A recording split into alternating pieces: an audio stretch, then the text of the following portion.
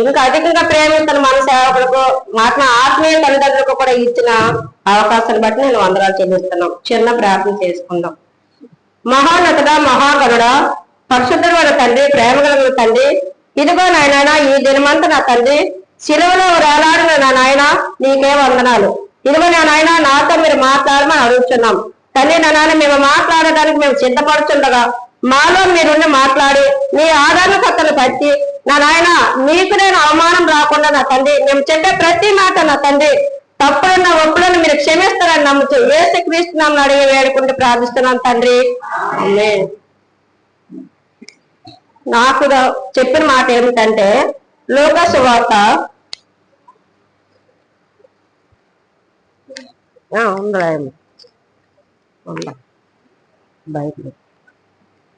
లూకా సువార్త 23వ అధ్యాయము 43వ వచనం.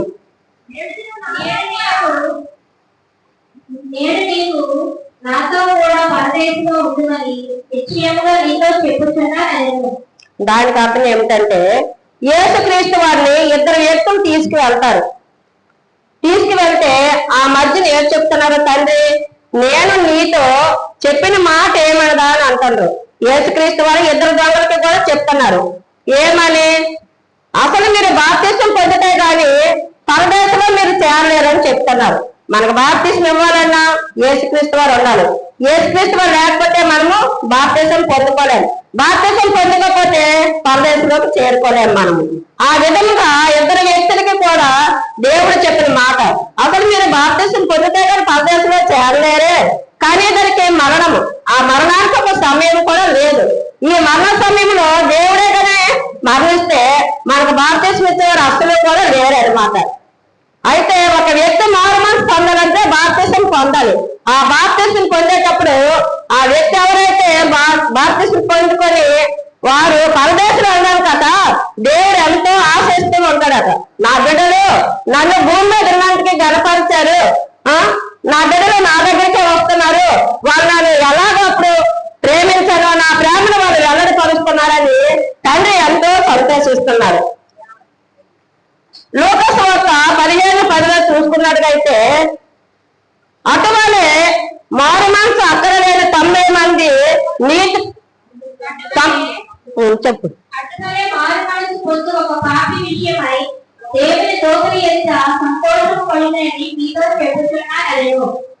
అయితే దేవుని దగ్గర ఏంటంటే దూతలట సంతోషిస్తాయట.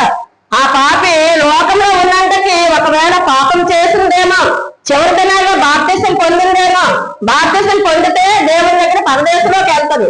ఒకవేళ బాప్తిసం పొందకపోతే నరకాగ్నికి వెళ్తుంది కదా. కానీ ఆ బిడ్డను మనము బాప్తిసం పొందే రీతిగా ఆ బిడ్డను కాపాడాలని ఆ దేవుడి దగ్గర ఉన్న దూతం రెండు కూడా ఆశిస్తున్నాయట. అవి ఏమని, నా బిడ్డను పాపం చేసినా సరే ఆ పాపాన్ని ఒప్పుకొని బాప్తిసం పొంది వారు పరదేశంలో చేరాలని దేవుని ఆశ కూడా వాళ్ళు నెరవేర్చాలని అంటారనమాట.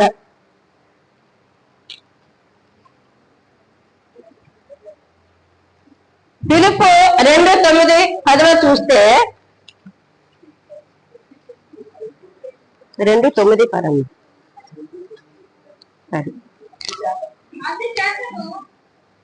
చెప్పమ్మా. చెప్పు. భూలోక మంది ఉన్న వాళ్ళు కానీ చెప్పు.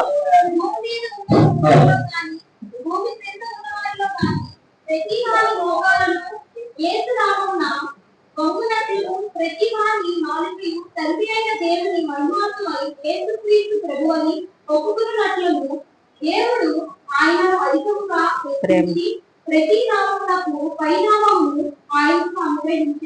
అయితే ఇక్కడ పరలోకము, భూలోకం, పాతాళం అని 3 ముక్కలు అక్కడ ఉంటాయి అన్నమాట. అయితే పరలోకంలో ఎవరు ఉంటారు? యేసుక్రీస్తు వారు ఉంటారు పరలోకంలో. అయితే పరలోకంలో దేవుని దగ్గర దూతం సంతోషిస్తాయి అన్నమాట. ఎలాగని, పరలోకంలో ఉన్నంతకి నా ప్రజలు సంతోషంగా దేవుని మహింపరిచారే, ఆ బిడ్డలు ఎలాగ రావాలని దేవుని చిత్తంలో నడిపించాలని ఆ పక్కన దూతలకు సంతోషిస్తాయట.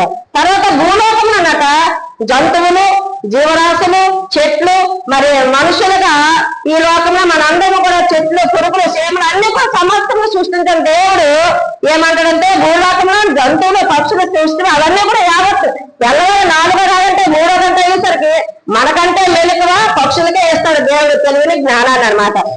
అలా చూసుకున్నట్టుగైతే లోక 23:43 చూసుకుందాం.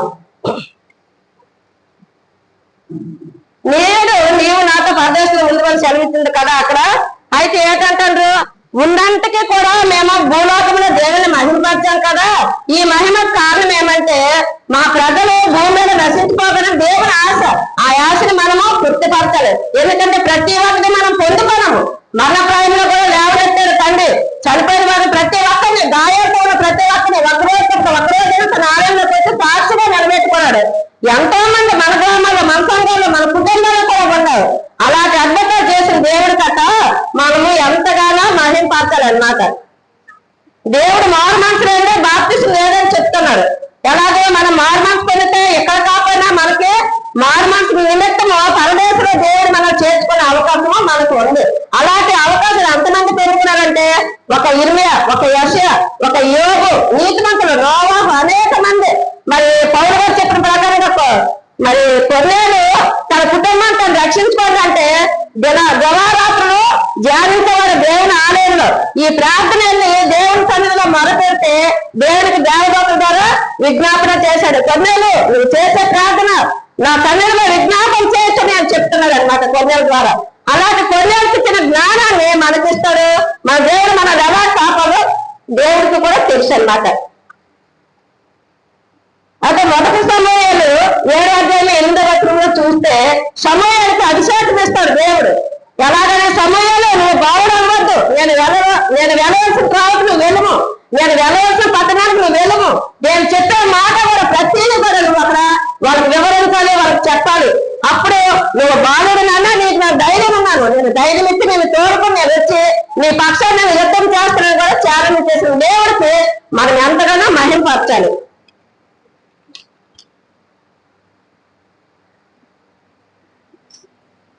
రెండో కొరింథీయులకు 13:11 చూస్తే అనేకమైన విషయాలు మనం మహింపరుస్తాం దేవుడికి. 11:12 13వ అధ్యాయం 11-12 వచనాలు. 13వ అధ్యాయం 2 కొరింథీ 13వ అధ్యాయము అమ్మ 11-12 సంతోషించుడే, సంపూర్ణమై ఉండుడే,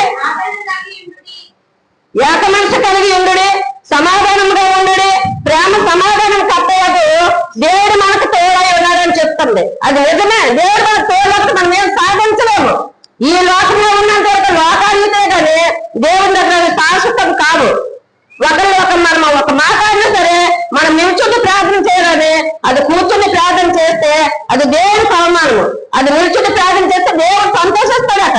తన దగ్గర 2 దేవదూతలు కూడా నిల్చుని ఎంతగానో ప్రార్థన చేస్తుందో ఆ బిడ్డకి క్షమాపణ ఒప్పుకుంటుందని అక్కడ సాక్ష్యం చెప్తున్నాడు.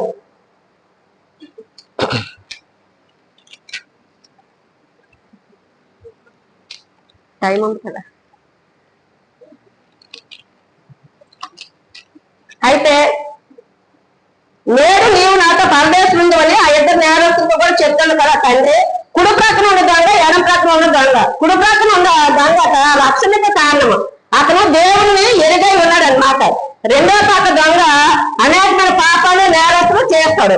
ఆ రెండో పక్క ఉన్న దొంగకి 4 విధాలుగా తన పాపాలు ఎత్తుకోవడానికి శిక్ష ఉంటుంది అనమాట. ఏమని? తన ప్రక్క వారితో మనం చేసిన తత్వాలకు ఈ శిక్ష తగునే అని అంటాడు రెండో పక్క దొంగ. కానీ కుడి ప్రక్కన దొంగ ఏమంటే అతను ఏ నేరం చేయలేదే, అతను ఏ తప్పు చేయలేదే, అతనికి శిక్ష ఎలా చేస్తారని అతను అడిగితే అప్పుడు మళ్ళీ మొదలు దొంగ అంటాడట, చివరి గడియలేనైనా మన దేవుని గురించి మనం చేసిన తప్పు ఒప్పుకోవాలి, మన స్థితిని బట్టి మనం ఒప్పుకోవాలి. కానీ అది ఏమైనా తప్పు చేశారా, వాళ్ళు ఏదైనా నేరం చేశారా?